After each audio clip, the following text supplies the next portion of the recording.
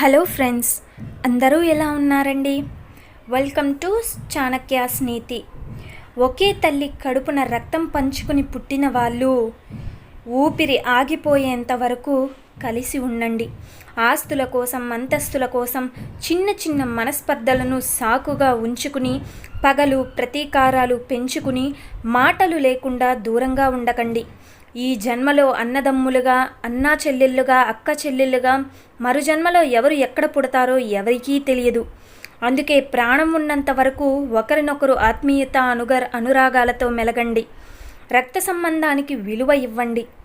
అలాగే ఆకలిగా ఉన్నప్పుడు అన్నం పెట్టిన వాడిని, సమయానికి సహాయం చేసిన వాడిని ఎన్నటికీ మరిచిపోకూడదు.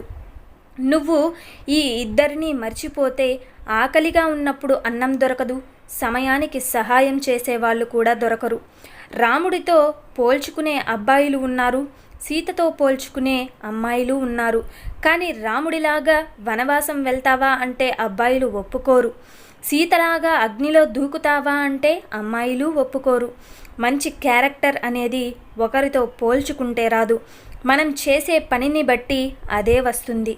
నీకు ఎప్పుడైనా బ్రతుకు మీద ఆశ కోల్పోతే 1 గంట సేపు హాస్పిటల్లో గడుపు, బ్రతకాలన్న ధైర్యం వస్తుంది. ఎలాగైనా బ్రతకొచ్చు అన్న నమ్మకం వస్తుంది. ఊపిరి ఆగిపోతున్న వాళ్లను దగ్గర నుంచి చూస్తే నీ ఊపిరే చెబుతుంది నీ బ్రతుకు ఎంత విలువైందో.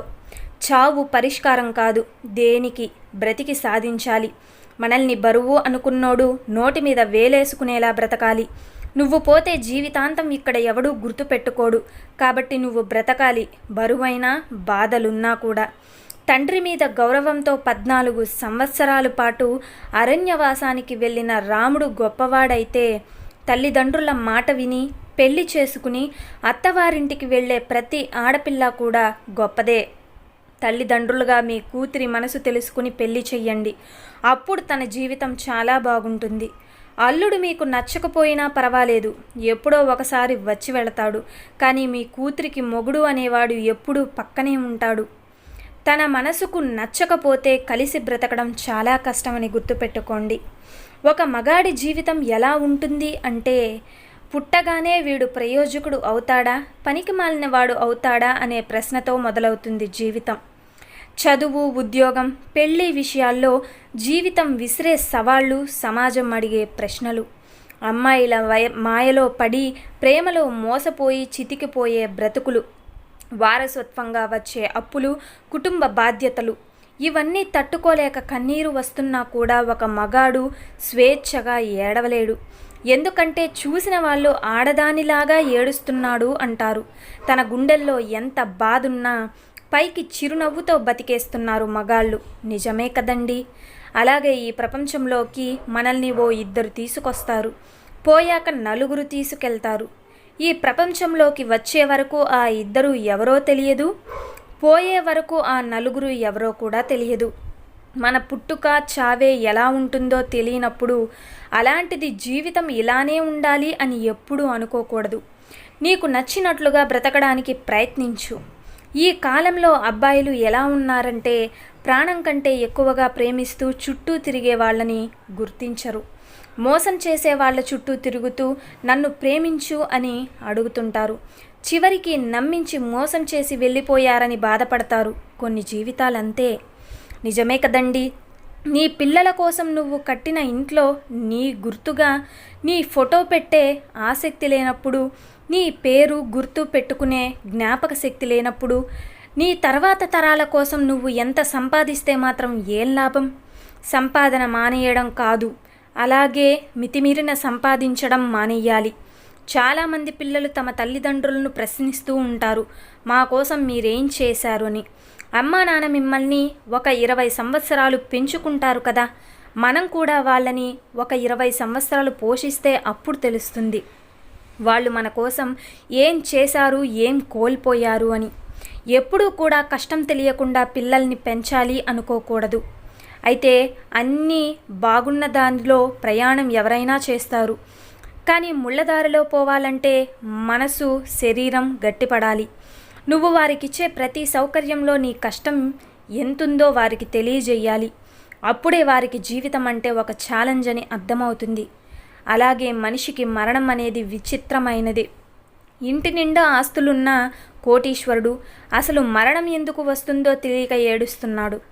అదే ఇంటి నిండా కష్టాలు ఉన్న పేదవాడు చావు ఎప్పుడు వస్తుందో అని ఎదురు చూస్తూ ఉన్నాడు. మనిషి ఎక్కడ గెలిచిపోతాడో ఎక్కడ అలసిపోతాడో ఎవరికీ తెలియదు. కానీ మట్టిలోకి మాత్రం మనశ్శాంతి లేకుండా వెళుతున్నాడు. కోపంగా ఉంటే నాన్నకు ప్రేమ లేదు అనుకుంటారు, కానీ మౌనంగా ఉంటే మాట్లాడడం ఇష్టం లేదు అనుకుంటారు. ఎందుకు గట్టిగా చెబుతుంటే నాన్నకు ఆప్యాయత లేదు అనుకుంటారు. ఆజ్ఞలు వేస్తుంటే ఇదేంటి అని బాధపడతారు. కానీ తర్వాత తెలుస్తుంది వాటి వెనుక నాన్న అనంతమైన ప్రేమ ఉందని, మన భవిష్యత్తు కోసం నాన్న పడే తపన ఉందని. ఒక మగవాడి మనసు ఎలాంటిది అంటే తనను ప్రేమించిన అమ్మాయిని అయినా మరిచిపోతాడేమో, కానీ తన కోసం ఏడ్చిన అమ్మాయిని, తనను ఏడిపించిన అమ్మాయిని జీవితంలో ఎప్పటికీ మరిచిపోడు. ఎందుకంటే తన కోసం ఏడ్చిన అమ్మాయి ప్రేమలో నిజాయితీ ఉంటుంది కాబట్టి జీవితాంతం ఆ అమ్మాయిని గుర్తుపెట్టుకుంటాడు. అలాగే తనను ప్రేమించిన అమ్మాయిని మాత్రం అంతకంటే ఎక్కువగా గుర్తుపెట్టుకుంటాడు. ఎందుకంటే ఆ అమ్మాయి చేసిన మోసం, దానివల్ల తాను పడ్డ బాధ అంత త్వరగా మరచిపోలేడు కాబట్టి. చిన్నప్పుడు మనం తప్పు చేస్తే అమ్మా నాన్న మనల్ని కొట్టైనా సరైన దారిలో పెడతారు. కానీ ఇప్పుడు పెరిగే కొద్దీ తప్పు చేస్తే తిడతారు తప్ప కొట్టరు. ఎందుకంటే ఎదిగే పిల్లల్ని కొట్టకూడదు అని నమ్మకం. కానీ మనం ఆ తిట్లను లెక్క చేయకుండా అలానే ఉంటాం. ఈ సమాజం మనల్ని శిక్షిస్తుంది. అందుకే తల్లిదండ్రులు తిట్టినా కొట్టినా అప్పుడే బాధ, కానీ సమాజంలో చెడ్డ పేరు వస్తే జీవితాంతం బాధపడాల్సి వస్తుంది. అయితే ఒకరోజు ప్రేమ స్నేహాన్ని అడిగిందంట. ప్రపంచమంతా నేనుండగా మళ్ళీ నువ్వు ఎందుకు ఇక్కడ అని. దానికి స్నేహం నవ్వుతూ చెప్పిందట, ఎక్కడైతే నువ్వు కన్నీళ్లు మిగులుస్తావో అక్కడ చిరునవ్వులు పూయించడానికి నేనున్నానని. వివాహ బంధాన్ని వెక్కిరిస్తున్న వెర్రి మనుషులు వెర్రి వేదం చెబుతారు. బంధం అంటే భరించేది, బాధ్యత మోసేది అని. వివాహ బంధం అంటే మధ్యలో తెంచుకునేది కాదు, కడవరకు పయనించేది. భరించలేని బంధం కాదు, భార్యాభర్తల బంధమని. కట్టె కాలేదాకా ఒకటిగా ఒకరి కోసం ఒకరుగా బతికేది, కలిసి బ్రతికే బంధమే భార్యాభర్తల బంధం. కట్టుకున్న భార్యను ఎప్పుడూ కంటతడి పెట్టించేవాడు ఆమెకి భారమే అవుతాడు. కళ్ళల్లో పెట్టుకుని చూసుకునేవాడు మంచి భర్త అవుతాడు. ఒక్కసారి మీ ప్రేమను ఇచ్చి చూడండి, తిరిగి మీ భార్య మీకు అంతకన్నా రెట్టింపు ప్రేమను పంచుతుంది. అయితే శ్రీకృష్ణ పరమాత్ముడు భగవంతుడే కావచ్చు, కానీ యుద్ధం చేసింది మాత్రం అర్జునుడు. గుర్తుపెట్టుకోండి, మనం నేర్చుకోవాల్సింది ఏంటంటే భగవంతుడు దారి మాత్రమే మనకి చూపిస్తాడు, కానీ జీవితంలో పోరాడవలసింది మాత్రం మనమే.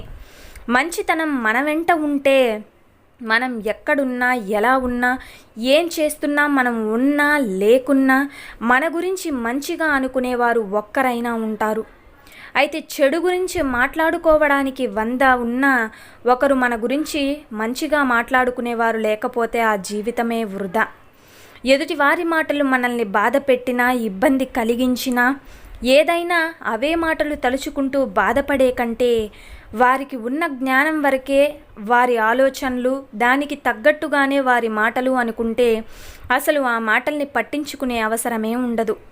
అయితే తినడానికి తిండి లేని స్థాయి నుంచి తినడానికి టైం లేని స్థాయికి ఎదగడం కాదు విజయం అంటే. మనం మనశ్శాంతిగా ఉంటూ ఆకలితో అలమటిస్తున్న 10 మందికి మనస్ఫూర్తిగా అన్నం పెట్టే స్థాయికి ఎదగడమే విజయం అంటే.